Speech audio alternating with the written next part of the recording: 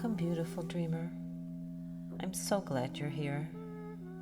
This is a space to rest, to dream, and to come home to yourself. I'm Susan Bruck, and I invite you to listen and receive. Simply let the sound, story, and stillness carry you into deeper peace.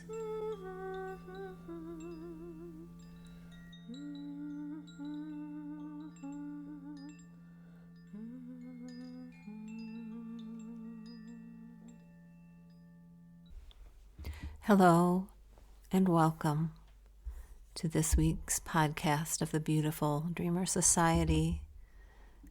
This week I'm sharing my Substack post, a Moonlight Serenade for my clarinet on letting go and remembering.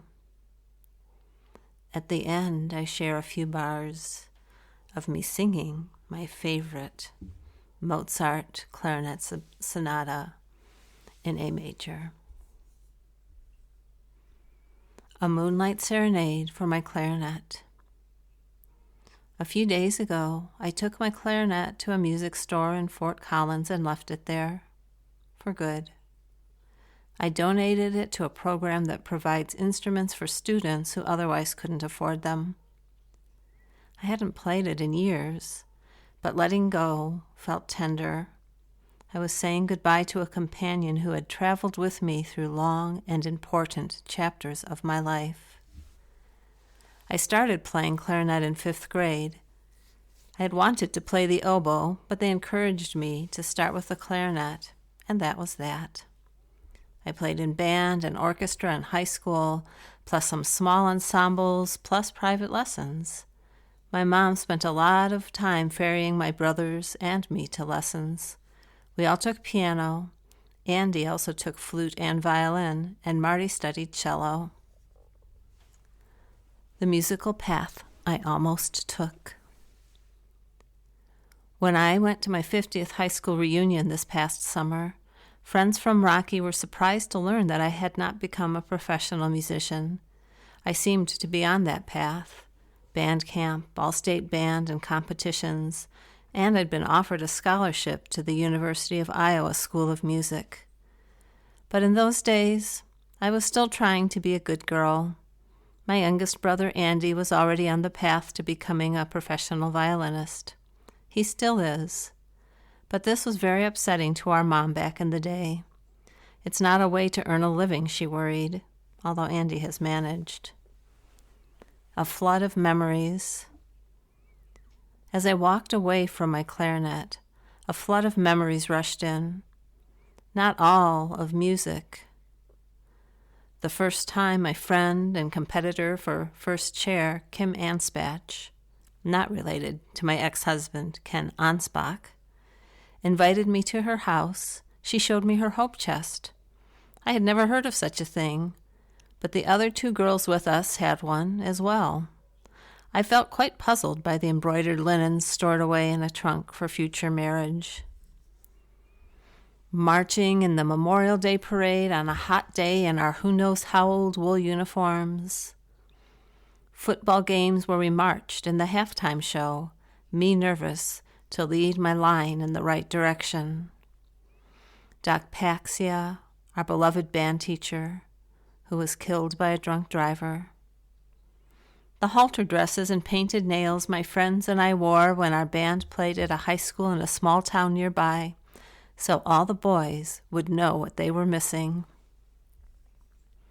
2 summer band camps, days of playing music and hanging out with other nerdy music friends, playing in pit orchestras for musicals, in high school, community theaters, and for Fiddler on the Roof at Washington University, where I felt a bottle from the bottle dance whiz by the back of my hair as it fell off a dancer's head and landed on the floor behind me. My return to music. In my 40s and 50s, I played with the Chicago Licorice Sticks, an all-clarinet orchestra that was so much fun. We even played at the International Clarinet Association Conference in Austin at a not very well-attended 8 a.m., concert.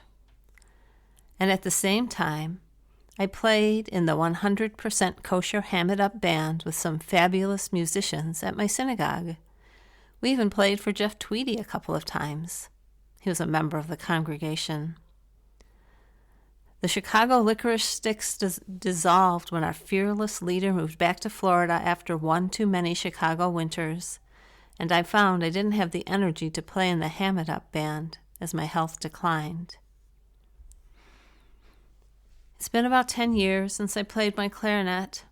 I pulled it out once or twice to noodle around with Mozart's Clarinet Concerto, but playing by myself wasn't fun. Music hasn't really left my life. Over the past few years, it's taken a different form. Instead of playing the clarinet, I've found myself working with voice, singing bowls, and vibration in my sound healing practice. Different sounds, different instruments, but still connecting with music. What I really miss. Letting go of my clarinet wasn't just about giving away an instrument.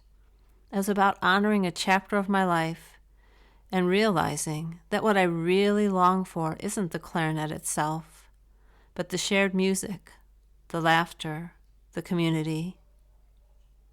When I left my instrument behind, I paused to say goodbye and thank you. I felt relief and sadness and gratitude and clarity. I recognized a longing to make music with others.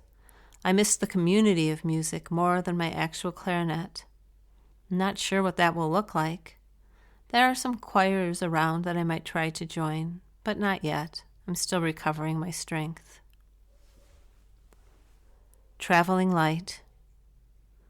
Letting go of my clarinet was part of the larger clearing that's been happening in my life. Not just clearing shelves and closets, but clearing psychic space. Traveling the dreamer path asks me to travel light, take only what's essential, leave behind the weight of physical objects that no longer serve me, and carry with me the precious memories and clarity about what I am seeking. Community, creative expression, deep connection, joy.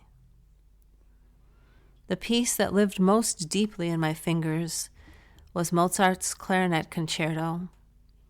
Since I no longer have my clarinet, I thought I'd hum a little of the opening movement as a kind of Moonlight Serenade, a thank you and farewell to a beloved companion as our journeys take us in different directions. My clarinet carried almost 60 years of memories. Music, friendships, band camps, concerts, laughter. Letting it go didn't erase those things.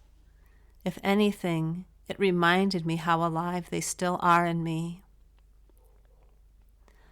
The quiet question. And it left me with a quiet question, one I can live into now in my post-clarinet world.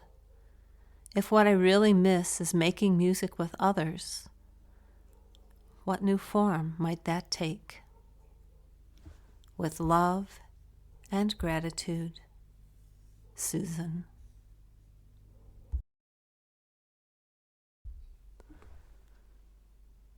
From Mozart's Clarinet Concerto in A major, Adagio.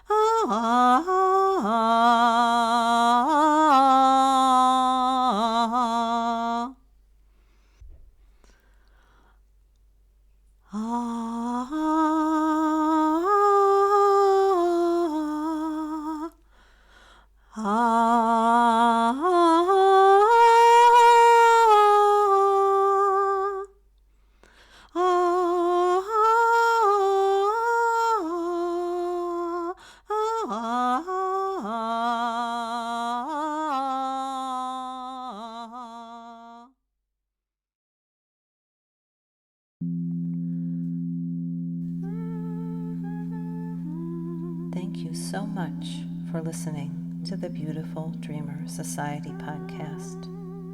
Until next time, this is Susan Bruck, and I wish you healing rest, sweet dreams, and deep peace.